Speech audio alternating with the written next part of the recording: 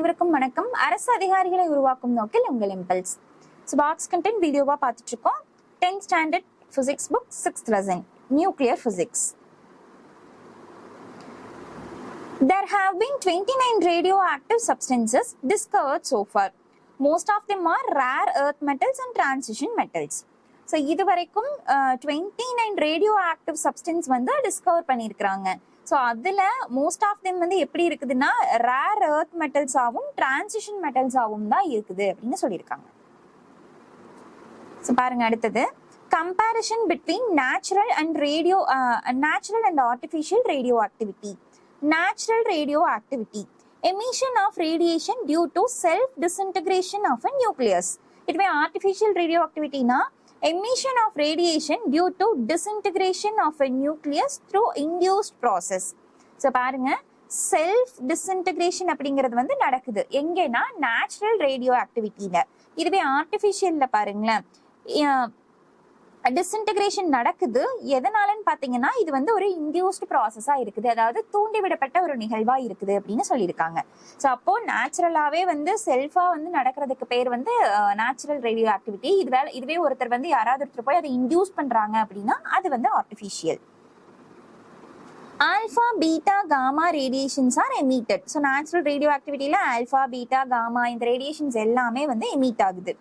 இதுவே ஆர்டிஃபிஷியல்ல பாருங்க, mostly elementary particles such as neutron, positron and etcetera இதெல்லாம் தான் வந்து எமிட் ஆகுது. It's spontaneous process. இதுவே ஆர்டிஃபிஷியல்னா it's an induced process.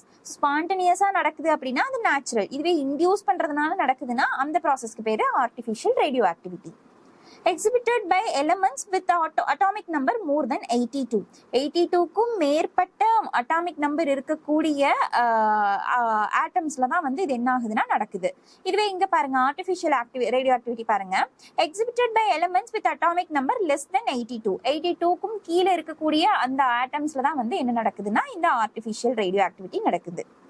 This cannot be controlled. So நேச்சுரலா நடக்கிறது, இயற்கையா நடக்கிறத நம்மளால எந்த சேஞ்சும் பண்ண முடியாது, நம்மளால கண்ட்ரோல் பண்ணவும் முடியாது. So this cannot be controlled. But ஆர்டிஃபிஷியலா நம்ம பண்றதை நம்மளால கண்ட்ரோல் பண்ண முடியும் இல்லைங்களா? ஸோ அப்போ artificial radioactivity can be controlled.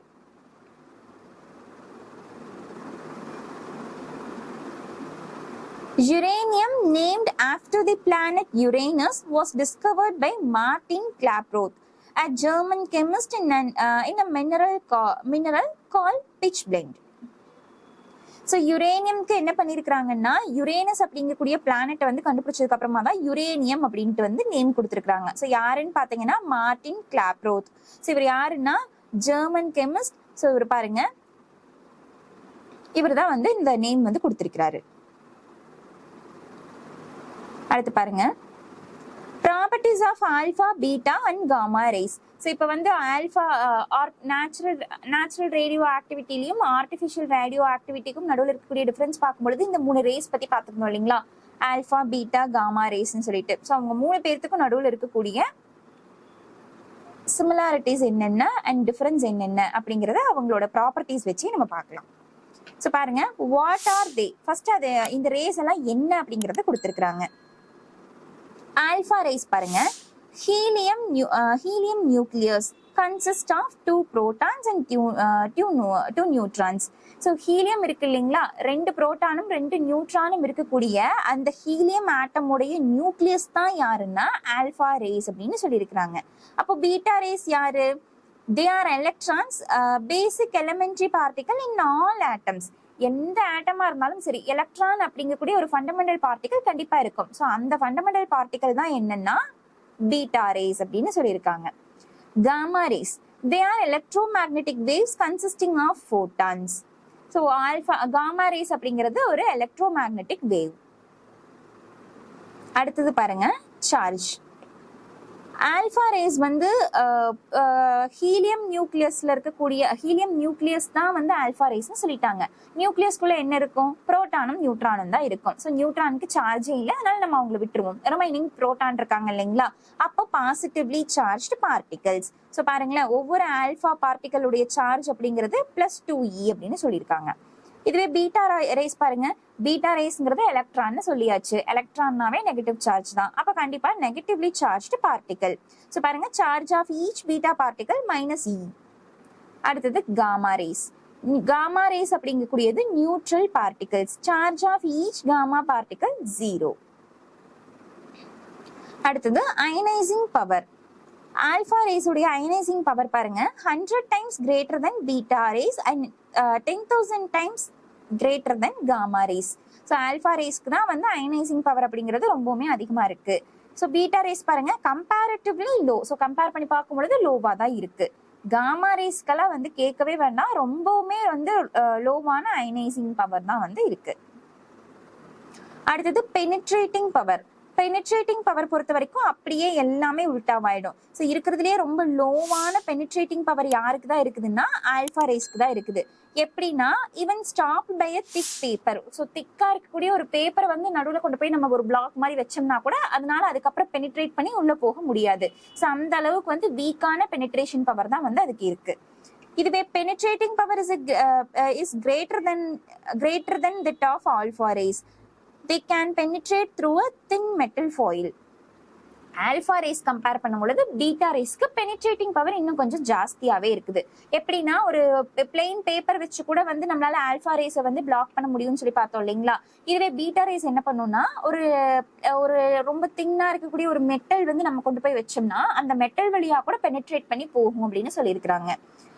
அடுத்தது இதுவே இன்னும் கொஞ்சம் நல்லா திக்கா இருக்கக்கூடிய வந்து ஒரு மெட்டலை கொண்டு போய் வச்சோம்னா கண்டிப்பா பெனிட்ரேட் பண்ண முடியாது.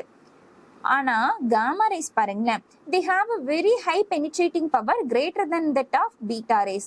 They can penetrate through a thick metal blocks. So இதுவே வந்து திக்கான ஒரு மெட்டலை கொண்டு போய் வச்சா கூட அது எல்லாத்தையும் வந்து பெருசா கண்டுக்காம ஈஸியா பெனிட்ரேட் பண்ணி போறக்கூடிய பவர் இருக்கிறவங்க தான் யாருன்னா gamma race.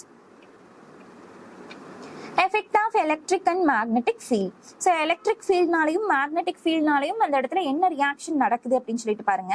Alpha rays deflected by both the field. Electric ஃபீல்டா இருக்கட்டும் மேக்னெட்டிக் ஃபீல்டா இருக்கட்டும் ரெண்டு மூலமாகவுமே வந்து இது டிஃப்ளெக்ட் ஆகும். In accordance with ஃபிளெமிங்ஸ் left hand rule. So அந்த இடத்துல என்ன ரூல்னா ஃபிளெமிங்கோடைய லெஃப்ட் ஹேண்ட் ரூல் படி வந்து இது நடக்குது. அடுத்தது பாருங்க, beta race deflected by both the fields but the direction of deflection is opposite to that for alpha rays. So alpha-ல என்ன நடக்குதோ அதே மாதிரி தான் பீட்டாலையும் நடக்கும், பட் டைரக்ஷன் மட்டும் அப்படியே வந்து லைட்டா சேஞ்ச் ஆகும், ஆப்போசிட் டைரக்ஷன்ல இருக்கும். ஸோ இதுவும் வந்து ஃபிளெமிங்கோடைய லெஃப்ட் ஹேண்ட் ரூல் தான். இதுவே காமா ரேஸ் பாருங்க, they are not deflected by both the fields. அடுத்தது பாருங்க, ஸ்பீடு. ஆல்பா ரேஸ் உடைய ஸ்பீட் பாருங்க, their speed ranges from 1/10 to 1/20 times the speed of light. So ஸ்பீடுடைய லைட்ல 1/10 or 1/20 டைம்ஸ் வந்து இதுக்கு ஸ்பீட் இருக்கும்னு சொல்லியிருக்கிறாங்க லைட்டுடைய ஸ்பீட்ல. இதுவே beta ரேஸ்னா their speed can go up to 9/10 times of the speed of light. So லைட்டுடைய ஸ்பீட்ல 9/10 டைம்ஸ் வந்து பீட்டா ரேஸ் வந்து டிராவல் பண்ணி போக முடியும். காமா ரேஸ் வந்து வேற எந்த இதுவுமே இல்லை, அப்படியே அசல் வந்து லைட்டுடைய ஸ்பீட் என்னவோ அதே சேம் ஸ்பீட்ல வந்து காமா ரேஸ் டிராவல் பண்ணி போகும்னு சொல்லியிருக்காங்க. ஸோ இதோட இந்த லெசனுடைய பார்ட் 1 முடிஞ்சுது. ஸோ இதோட கண்டினியூஷனை அடுத்த வீடியோல பார்ட் 2ல டிஸ்கஸ் பண்ணலாம். ஸோ இதை பத்தின இன்ஃபர்மேஷன் தெரிஞ்சுக்கிறதுக்கு இம்பல்ஸ் டிஎன்பிஎஸ்சி அப்படிங்கிற டெலிகிராம் சேனலையும் இம்பல்ஸ் கோச்சிங் இன்ஸ்டியூட் அப்படிங்கிற யூடியூப் சேனலையும் மறக்காம ஃபாலோ பண்ணிக்கோங்க. தேங்க்யூ.